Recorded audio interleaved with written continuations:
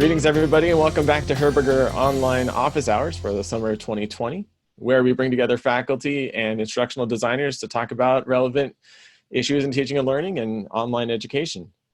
I'm Tim McKean. I'm an instructional designer with the Herberger Institute for Design and the Arts at ASU, and we're joined today with Ben Whitmore, Lucy Wolski, and Joya Scott. Ben, how about you introduce yourself? Okay, everyone. My name is Ben Whitmore. I work for the community colleges of Spokane. That's in Eastern Washington, and I'm an instructional designer there. Hi, I'm Lucy Wolski. I'm an instructional designer for the School of Geographical Sciences and Urban Planning, and I heard about these office hours and I wanted to check them out. Hi, I'm Joya Scott. I'm a faculty member at ASU and the Herberger Institute, School of Film, Dance, and Theater. I teach primarily, my roots are in theater, but I teach several classes that are multidisciplinary in focus across film, dance, theater, and hopefully in the future, music. So today we're talking about the idea of preparation for teaching online. And some of us looked at or listened to the podcast from the Teaching Online Topcast, a great production out of University of Central Florida. And on their episode of carrying out a more online every semester strategy, this idea of developing slowly and surely more online offerings. But really what it was about was getting people ready for fall. And that's probably an effort that we're all taking right now, is how are we getting ready for fall? How do we prepare faculty to teach remotely if your school is still kind of carrying on this trend of remote synchronous teaching, or also moving toward a more online, like Kelvin says, a more online every semester strategy of trying to bring things out of this remote realm into on. Our provost just announced on Monday, and our school at ASU is looking at an option that they're calling ASU Sync, which is really it's remote 2.0. It's embracing the synchronous aspect of remote teaching, but also acknowledging the value that comes from having some asynchronous things in Canvas and trying to find that blend. A lot of schools call that high flex or hybrid. And we're in the process. Lucy has been working on a team with me to develop some training that we'll be launching on the 15th to start getting faculty ready for this new synchronous modality. And it's really struck me that this is a huge thing, that this is probably the first time in ASU's history, probably the first time in most schools' history, where they've needed to and tried to train all faculty to teach a new way all at one time. And just the gravity of that you of retraining an entire faculty is kind of huge. How have some of your experiences been as you've gone through this transition, and how are you preparing either your faculty or yourself for fall? I can speak a little bit to what we're doing in Spokane. March and April was kind of all hands on deck. Let's get the duct tape out and let's get everything going online as much as we can remote. And we've got about 800 faculty, and we went through about 500 faculty that we trained just in our department. And a lot of other folks were trained, just by osmosis, by being next to a person who knows how to do it and through their departments. And so that's kind of like that phase one. And now phase two is a bit of holding patterns too. We're administration is trying to make the best decision for the colleges, for students, for enrollment, of whether or not to go fully online, whether or not to go fully on ground. Being a community college and serving our community and not having residential students, we can wait a little bit longer than some universities that have residential students. But, we've seen some of the colleges just push their chips on the table and go all in on fully on ground or fully online, one or the other. And we're kind of holding back a little bit just to see how, our state phases, how we go through our phases and how the counts go. But I think I think the idea is to plan for online and be ready to teach online and go on ground when we can. We have a lot of technical educational programs that are hands-on, and so those are going to be on ground when they can, practicing social distancing.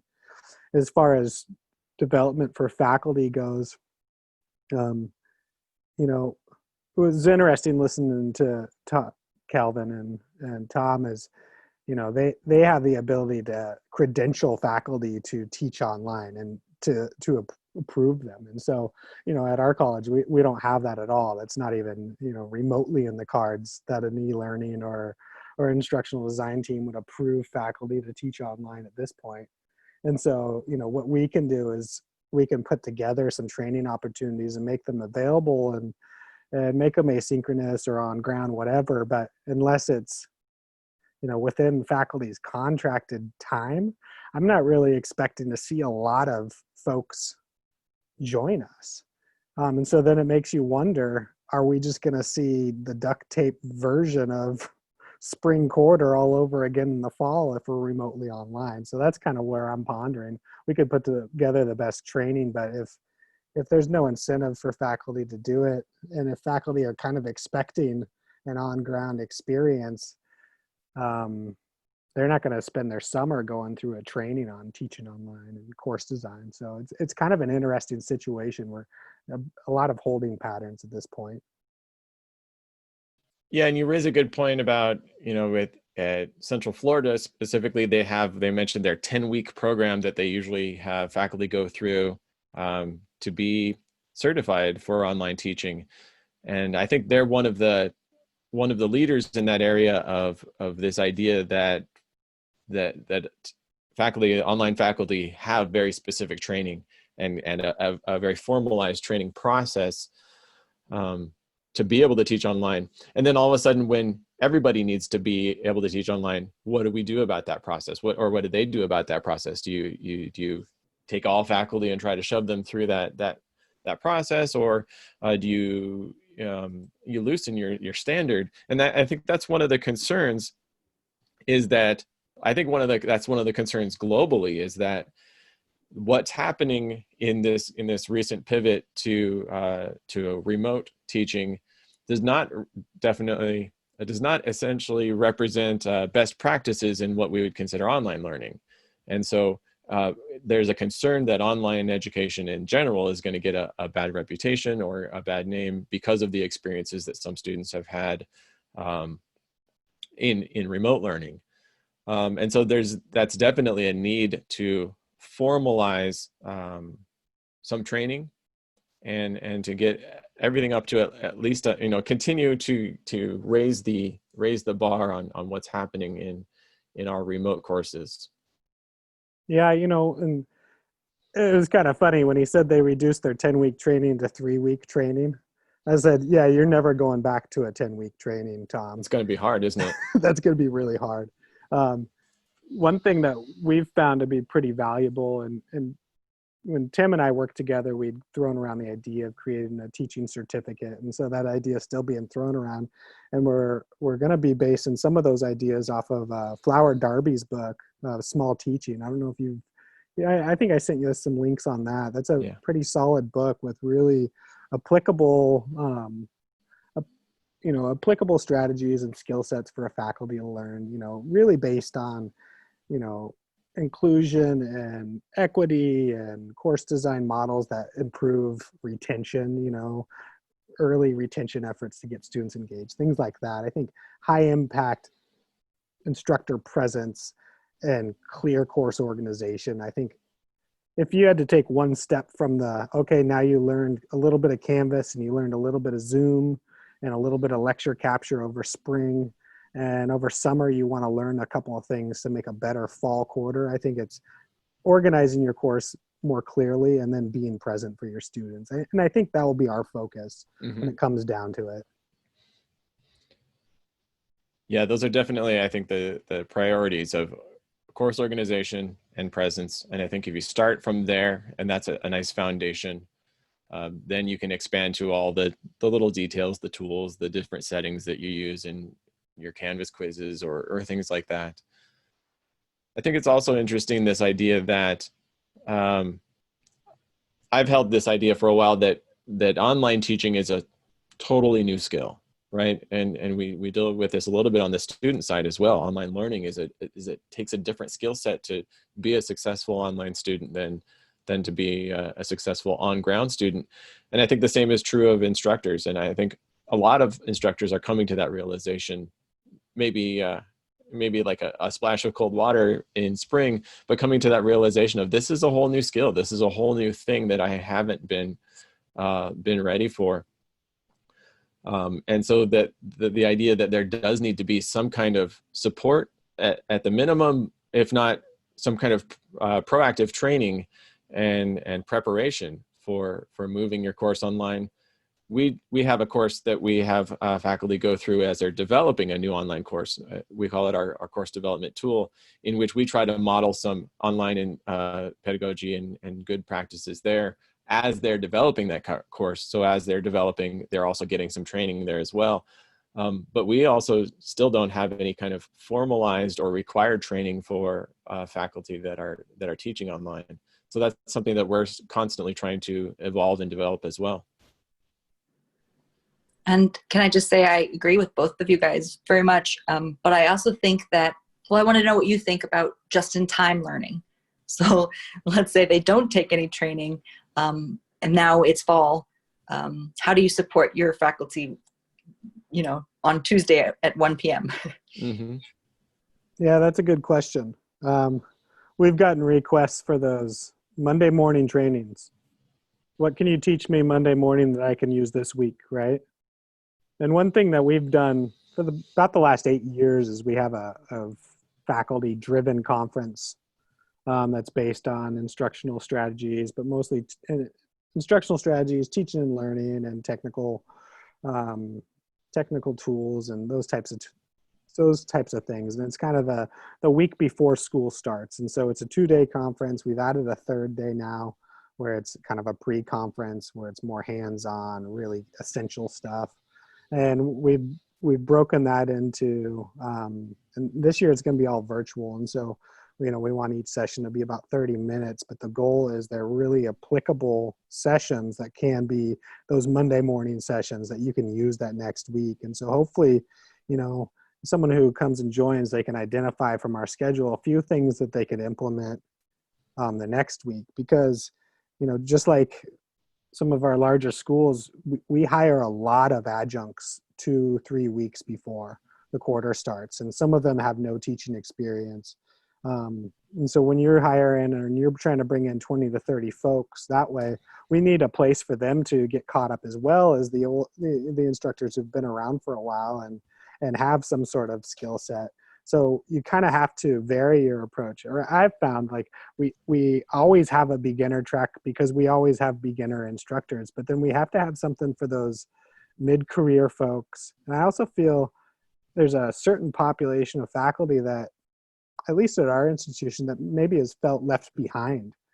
Like maybe 10 years ago, as we're ramping up to this, bringing on LMSs and video capture tools, and we're changing them every 3 years. We go from Angel to Blackboard to Canvas to Moodle, back to Canvas or whatever.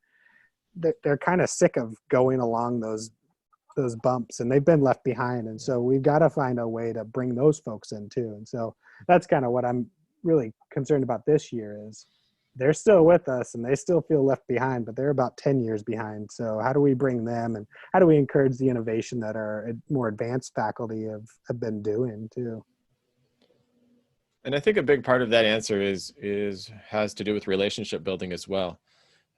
Just this idea that if faculty know who their instructional designers are, who their support system is, that they can feel comfortable reaching out, that they don't have to feel dumb asking a question that they think maybe they should know.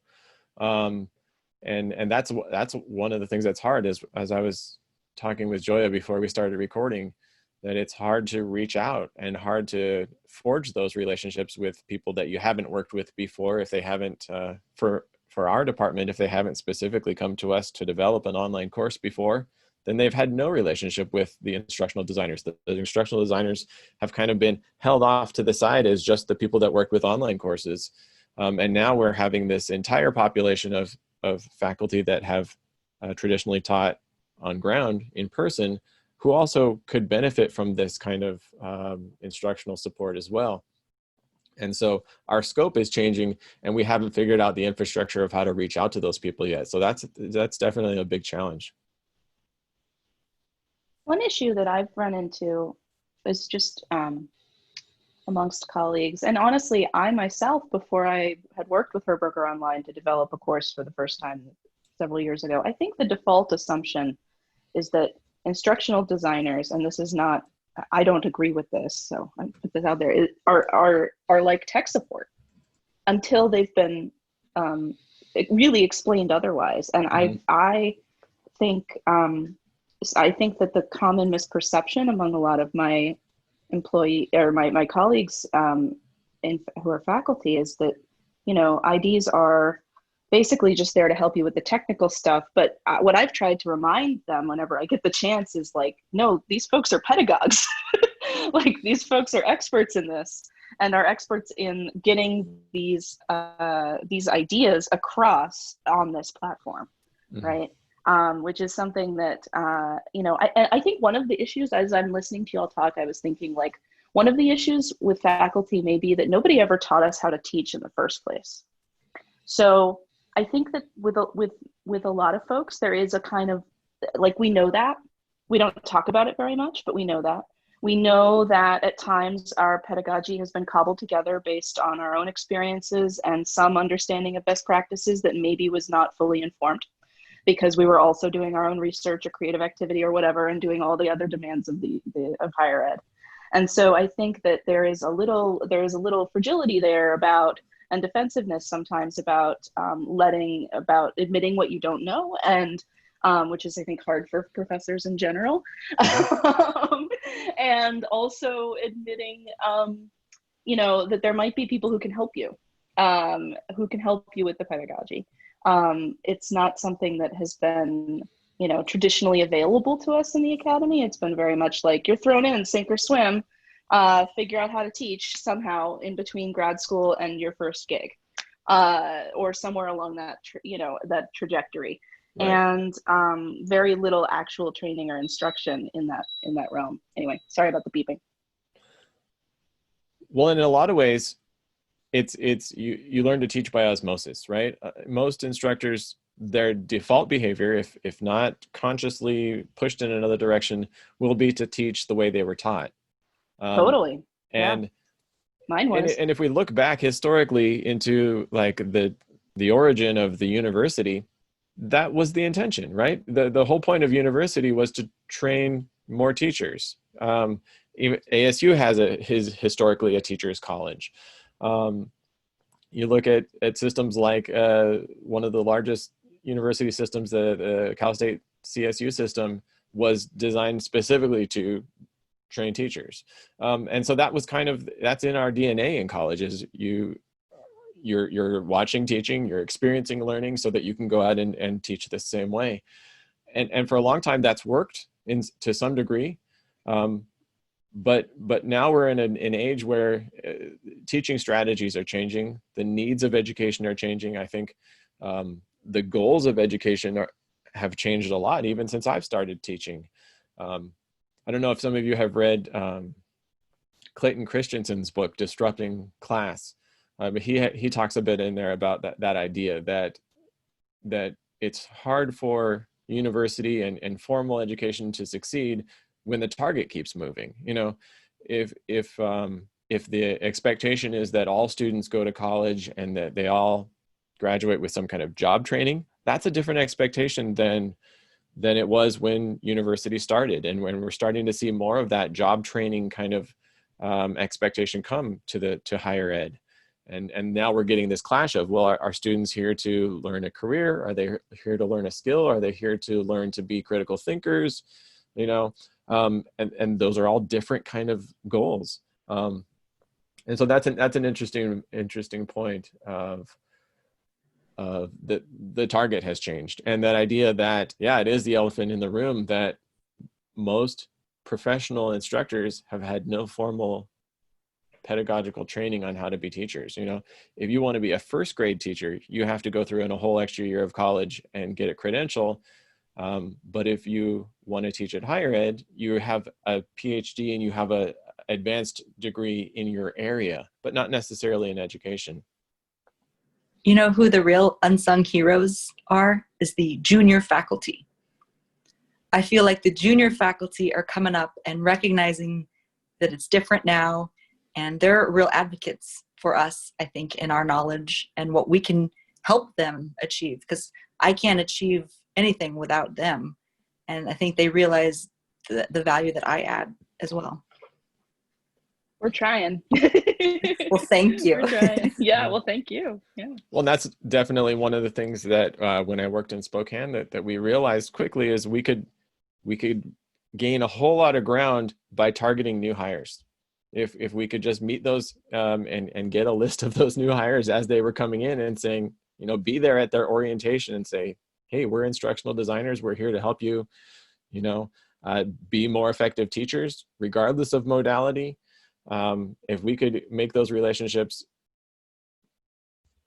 from day one, then there wasn't that hesitation to come back and say, hey, I'm not sure how to do this, because it was presented in that good light. And so, yeah, definitely looking at targeting a specific population of faculty, those that are more susceptible is not the right word, more primed to accept help and to acknowledge that they want help, is really effective.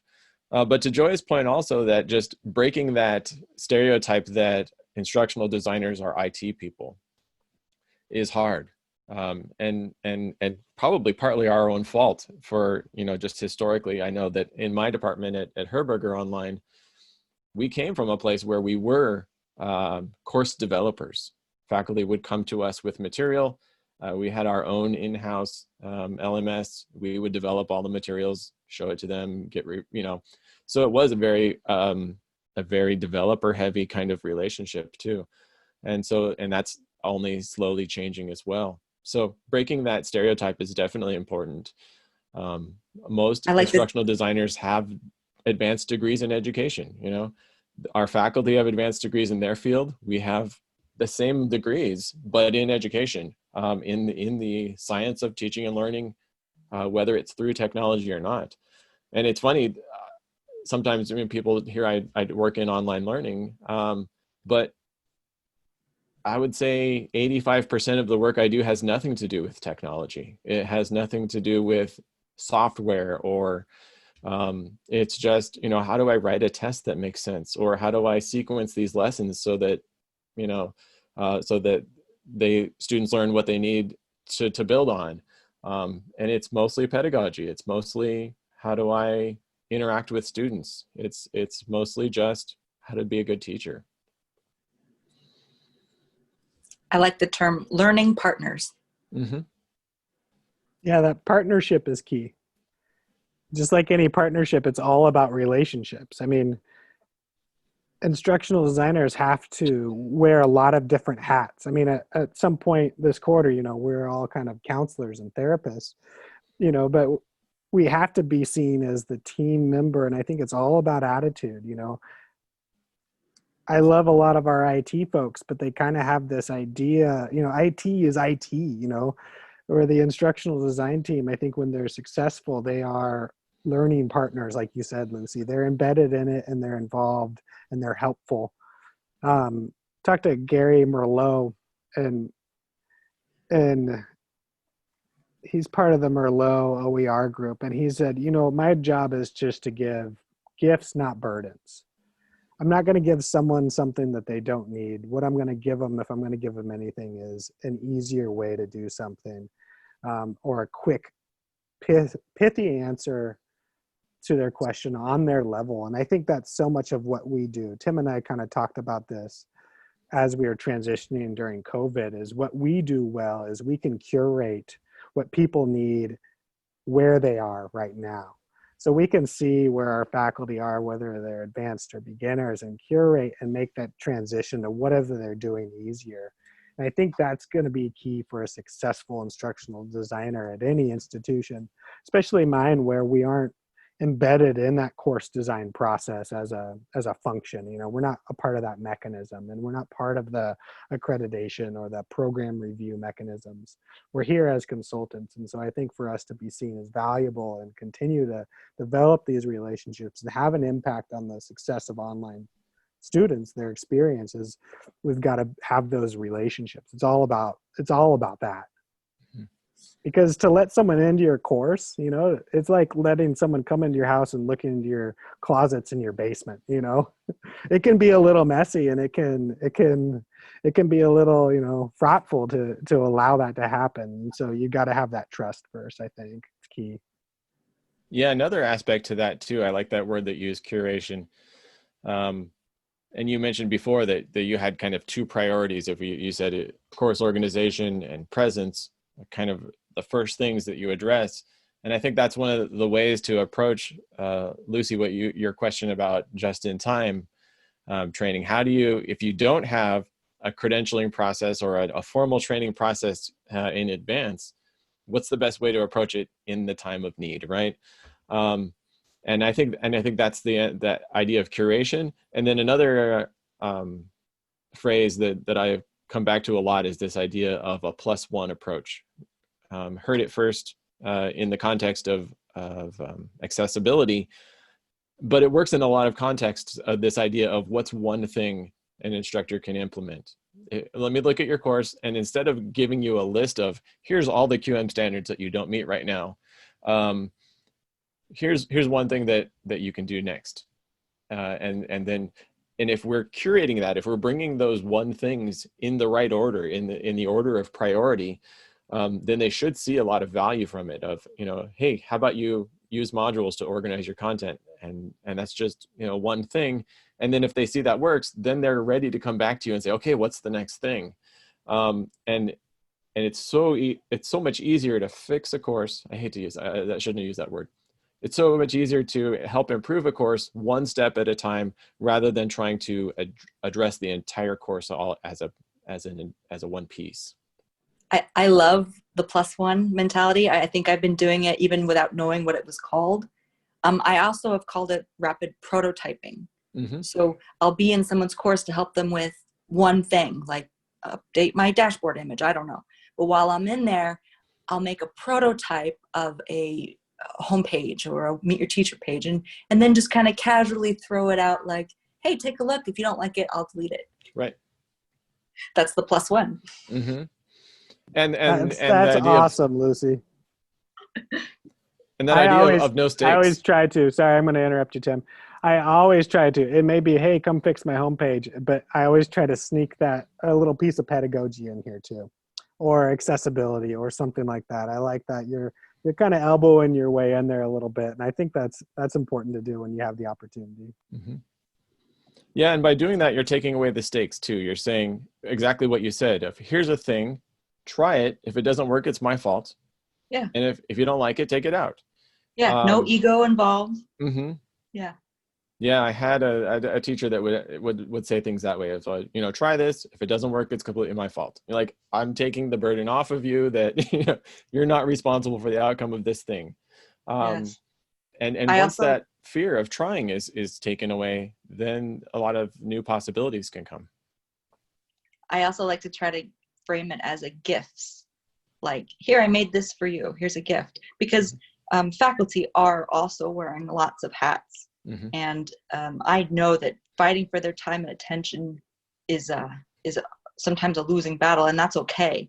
So whenever I can frame something as a gift, I feel like that lands a little bit better than you know, a judgment or forcing something on them because it's something that edubabblists say.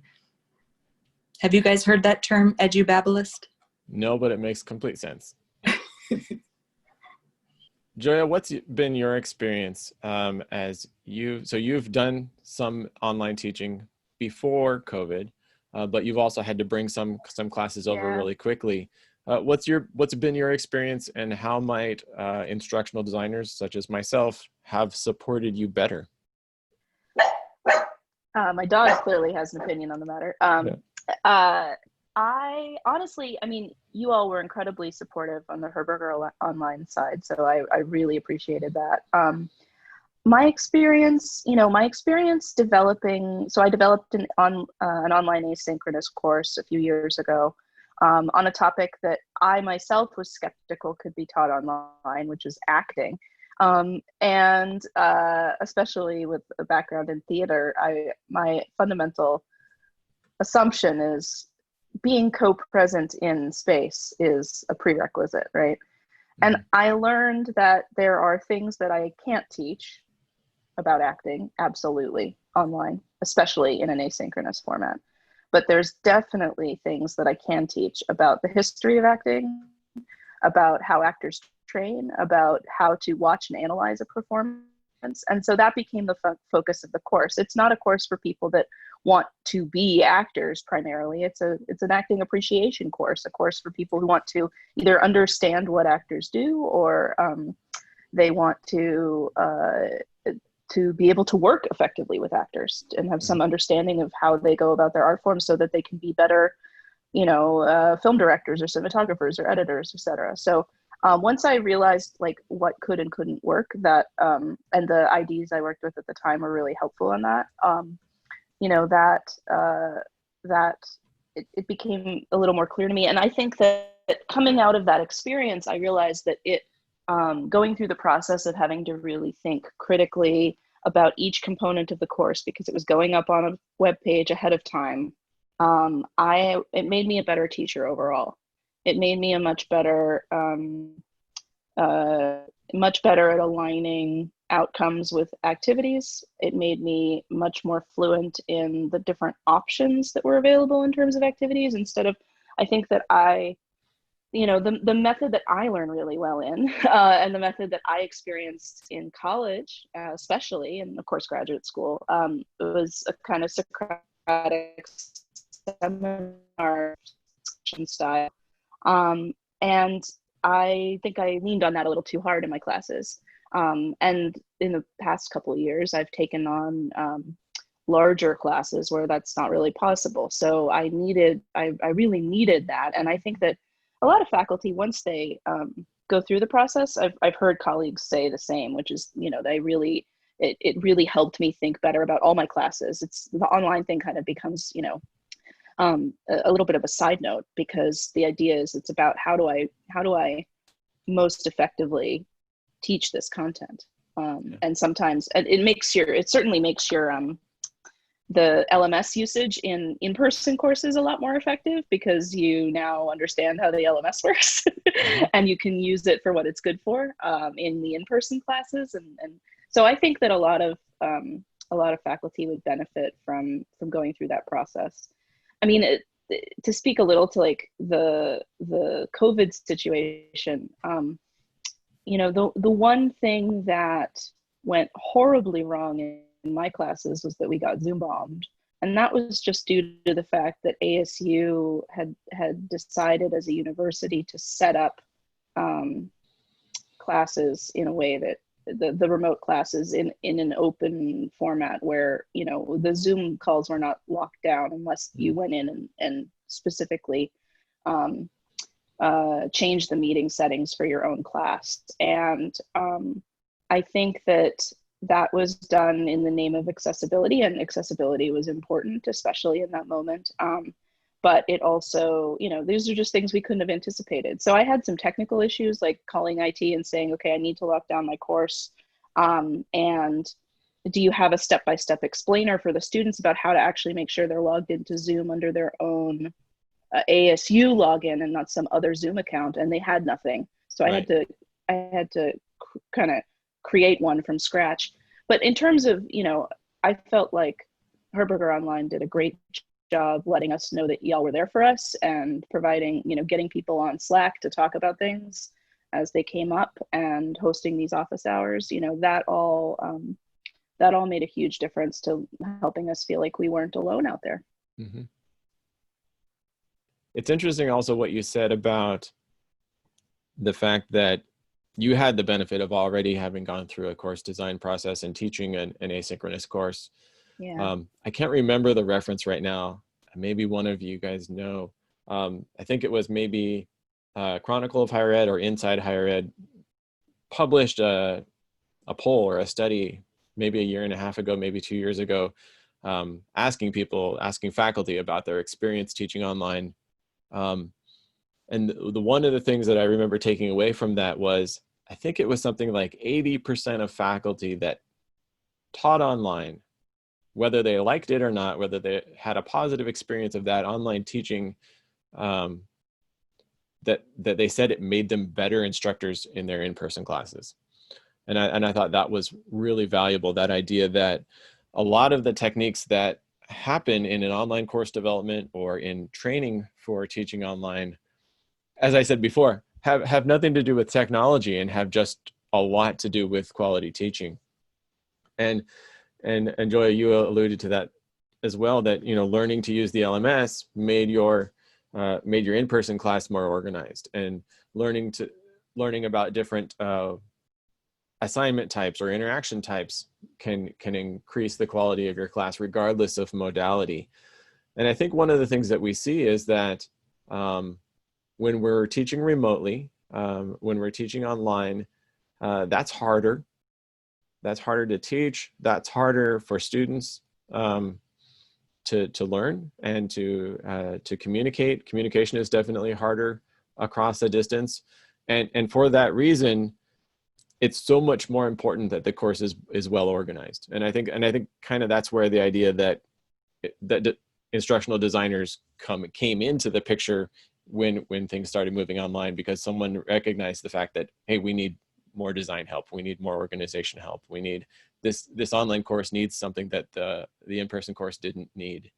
But we're seeing that it has benefits everywhere. So hopefully one of the silver linings that comes from this experience, that as a larger population of faculty are needing to address hybrid teaching, you know, learning where value comes from synchronous and where value comes from asynchronous, as a larger population of faculty are having to address the LMS or different how to communicate with students through digital means, that hopefully that will just raise the bar, or raise the, what's the phrase? Or the rising tide raises all boats, or something like that. And it'll just, you know, increase quality of instruction and course design across the university and across the nation. And my guess is that that'll be happening. So we're excited about that. Well, not only that, but, you know, we now have, 50, 60 million children who have taken a whole quarter online. A lot of those high school students, a lot of those understanding that the flexibility and what that brings to them, and that it may not be as scary as they thought it was, let alone current college students. It will really be interesting to see what enrollment patterns are looking like for online courses over the next, few years, to see if this was so bad it scared them away, the duct tape job that we gave them, or if they got through it, realized it's only going to get better, and they really enjoyed that flexibility in their life, and they were able to, live their lifestyle that they had hoped. It's going to be fascinating to see. Mm-hmm. Yeah, I noticed this spring that for some of my students, the Zoom classes were really hard, partly because of the duct taped nature of them, partly because I think of the newly coined Zoom fatigue issue. Just staring at a computer for that long was really challenging. But I also had several students who really seemed to thrive for a variety of reasons. I don't know if it was because they had more time since they weren't trying to commute and to do everything else they were trying to do. They seemed to be more focused and more able to contribute to discussions in the online format. So one of the things I'm curious about is figuring out how to capture whatever was working in those students' cases and use it in the future.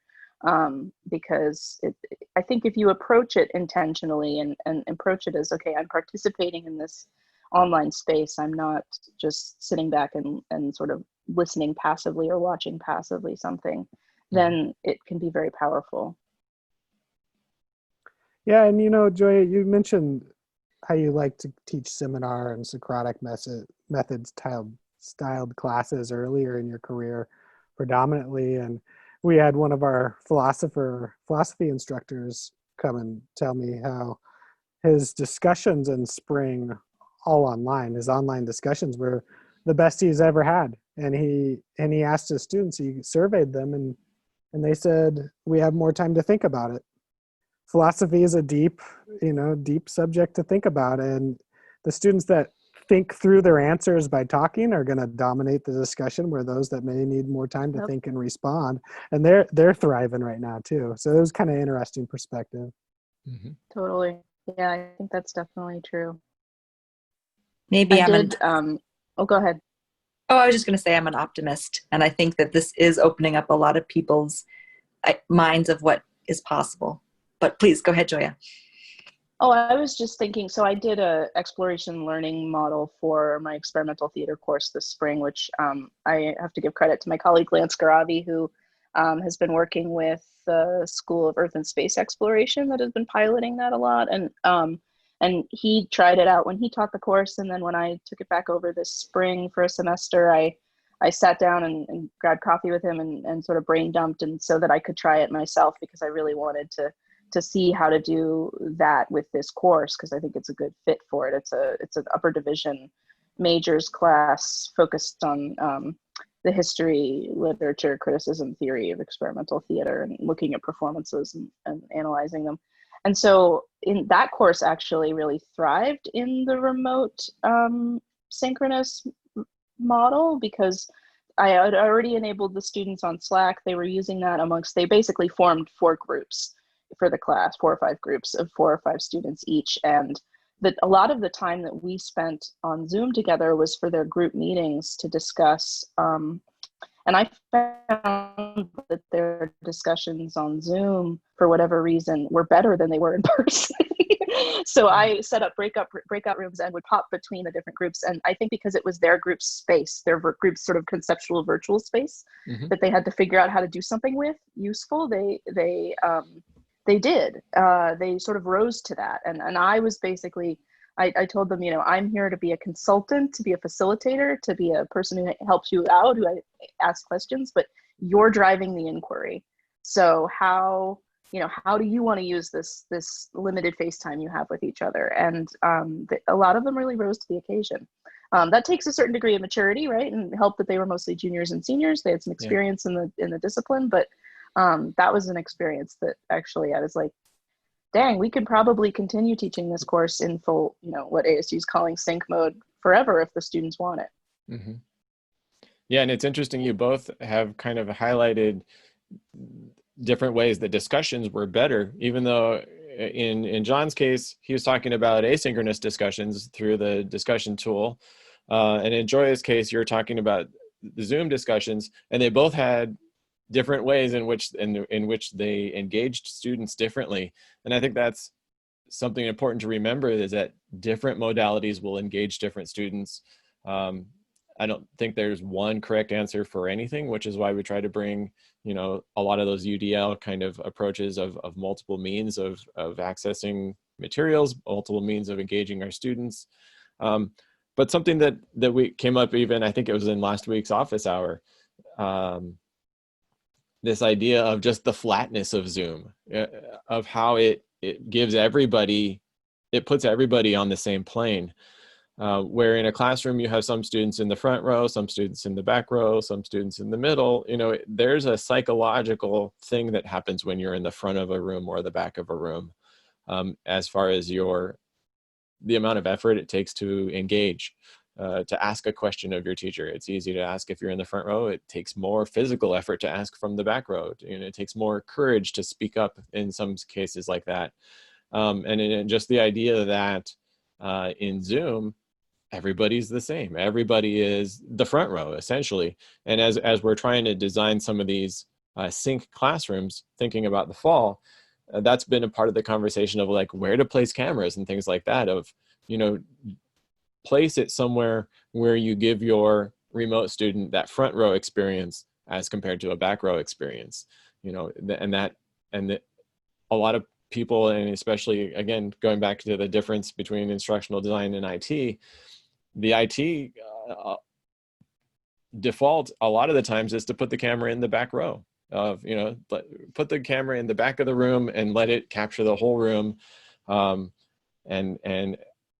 And so that's one of those conversations we're having of what kind of experience does that give the remote student? What position does that put them in? Do they want them to feel like they're tucked in a corner, or do we want them to feel like they're front and center? Yeah, when we've been experimenting with Flex over the last few years, we learned a lot from our ITV instructors. As far as, and they would teach to their satellite locations. But, Ben, give a little background on your ITV instructors for those that don't know that. We serve most of rural communities in Eastern Washington, all the way to Canada, almost all the way to Oregon, to the south. And so we have, a few colleges in Spokane, but then we serve these remote communities, these rural communities where students will come to these campuses, satellite campuses, and they'll receive instruction that's, sent through ITV, which I don't know, is that internet television? I don't know what that stands for, but it's just a brand. Yeah. It's a commercial it's package. It's a pretty elaborate setup to do that. But, what those instructors have learned that have taught us teaching Flex is, right of way. Let's let these satellite students, these ITV students, as we call them, have the right of way when it comes to speaking over someone who's speaking in class. No, we stop the person in class. Let's give them right away. And then, even where you stand so that your mic's picked up correct. Some of them are taped off certain sections of the room so that they can stand in there to either be picked up by the camera, but so that their mic is set up perfectly. And, these are skill sets that nobody really thought about until we started going to Flex. And, our ITV instructors have been doing for 15, 20 years. And so they were really leaders and pros when it came to that. Yeah, and I think that's a conversation we'll be having more moving forward. Like I alluded to earlier, we've just launched a large ASU Sync initiative, which is in many ways similar to HighFlex or Flex that other schools are doing. But really this idea that in one setting, we're going to need to be able to address both physical and virtual students at the same time. And that's, I said earlier about how online teaching is a new skill. That's a third completely different skill of, how do I engage physical people and remote people and, have a sense of a stage presence, but also, being aware of what's being captured and things like that. So I'm sure that'll be a conversation we have quite a bit more. Yeah, and that's a new skill. I mean, I think that needs to be stated clearly. That's hard for me to do when we're running professional development, synchronously online, and trying to then also capture it and make sure the audio is good enough for our asynchronous users. Because when we roll out Flex, it's on ground, it's synchronous live if they want to join the class and interact, but it's also recorded and it's designed in a way that students can interact that way as well. These are hard things, and this is outside of pedagogy, and some of it's a little bit of new pedagogy too when you're thinking about equivalent activities for different modalities all at the same time. It's definitely not a light investment for an instructor to take on that role, and definitely not is obvious for students that we've found who want to be one of these Flex students, because kind of in our position, we allow them to float between the modality by the week. They on Monday, they can come on ground. Tuesday, they can watch the lecture later or do the activity off ground. Wednesday, they can join synchronously. And so that student needs to learn, we need to teach our student how to be successful and what successful behaviors are. Especially we've got a lot of first generation. We've got a lot of students that may not know how to be a successful student or what the behaviors are for a successful online student. And so, ignoring that whole piece, ignoring the teacher training part, I think is going to be a disaster if we don't include that as part of the whole package. Mm-hmm. And that's where, the issue you brought up, Ben, of relying on adjunct instructors who are starting at the last minute to kind of get caught up on all that. I was an adjunct for several years, and I do think that this has implications for the field. Is I feel the need often to speak out about the conditions that adjuncts are facing, and the challenges, and the fact that they were already stretched really thin, and in most cases underpaid, and now a lot of institutions across our industry are asking them to also become magically fluent in these new modalities so quickly. I think it's another reason for the entire field to advocate for fair employment, fair wages for all instructors, because these things are, these challenges are particularly acute right now, but they aren't going away. Education is evolving and changing very quickly. We need people that can simply devote their full-time energy to it. Mm-hmm. So that's my little stump speech on that. Perfect. Yeah, Michael Horn has a new podcast out, but it's I can't remember the title of it right now. But it's a little bit more K-12 focused. But again, coming back to this idea that teaching is changing, teaching in some ways is getting more complicated, a little harder, and maybe that might be part of one of the catalysts that plays into the idea of different levels of pay, or different, even just social status of teachers, and this idea that it is much more than daycare, that it is much more than just teaching to write and read and some of the basic things, but that knowing how to handle a classroom of children is a skill. Knowing how to develop materials and deliver materials in a way that's engaging is a skill, and that for so long has been overlooked. And it's a kind of exciting to even think about the idea. Their most recent episode was, I think, entitled, why do we have school? And this whole idea of, we've done a nationwide, global-wide experiment with homeschooling, and some people are starting to ask that question of, well, why don't we just do this? Or why do we have school? What do we need school for? If a big reason that we have school is daycare, is a place for students and children to be while adults work, then why do we have summer vacation? Why don't we distribute this differently? And if remote learning works so well for some students, why don't we continue that? So it's an interesting conversation for sure, and it's, for me, it's really exciting to see that things that we've been talking about for decades are suddenly being pushed to the forefront and suddenly being raised in priority, where even just 6 months ago, if we had proposed a synchronous online course, we would have been told that wasn't allowed or that wasn't possible. And yet now we are looking at doing that university-wide. So it shows that the circumstances can change the rules a little bit. Every crisis is also an opportunity. Mm-hmm. Yeah. Well, we're just about hitting the 1 hour mark. So keeping in the spirit of a +1 approach, let's go around one more time and what would be one step or one piece of advice that each of you might have for faculty getting ready to teach in fall? I've got one. I would say to my faculty to prepare 2 to 3 weeks. That's it, just 2 to 3 weeks. And then you can keep going as when the session is live. But that little bit of preparation will go a long way when fall, August 20th gets here. Mm-hmm. I'll keep it pithy, keep it simple, and make it personal.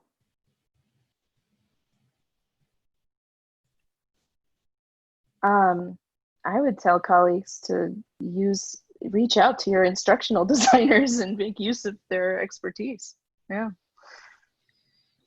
Tim, what's yours? Well, Joya just stole my first one, but yeah, you know who your support team is. Know Sorry. who your no, that's perfect. I'm glad you said it.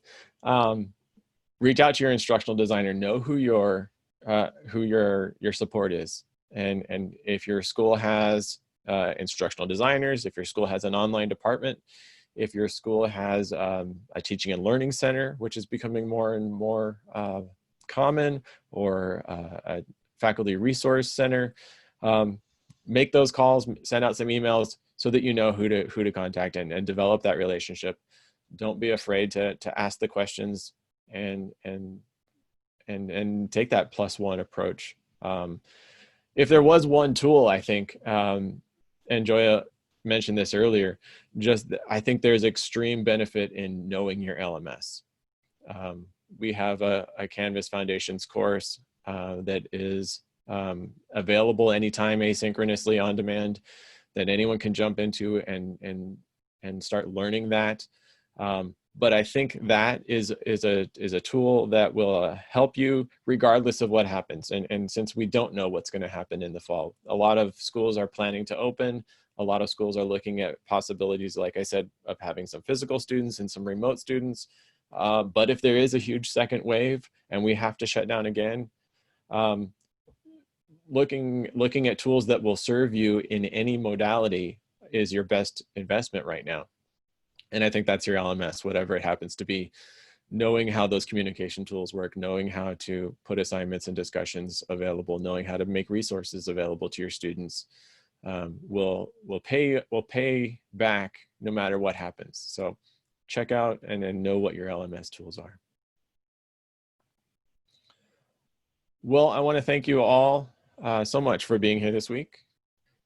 And it's exciting to talk with all of you each Thursday. We got a different crew each Thursday, which is fun too. So if anyone watching this are out there in YouTube land or Facebook or wherever you found this, would like to join us, we meet on Thursday afternoon at 1 p.m. Mountain Standard Time, which is the same as Pacific Daylight Time. The Zoom link is in the video description, or email me at timothy.mckeen@asu.edu to get more information. And we'd love to have you in the conversation. Thanks for putting this together, Tim. Yeah, thanks for coming. Thank you. Thank you. See you next time.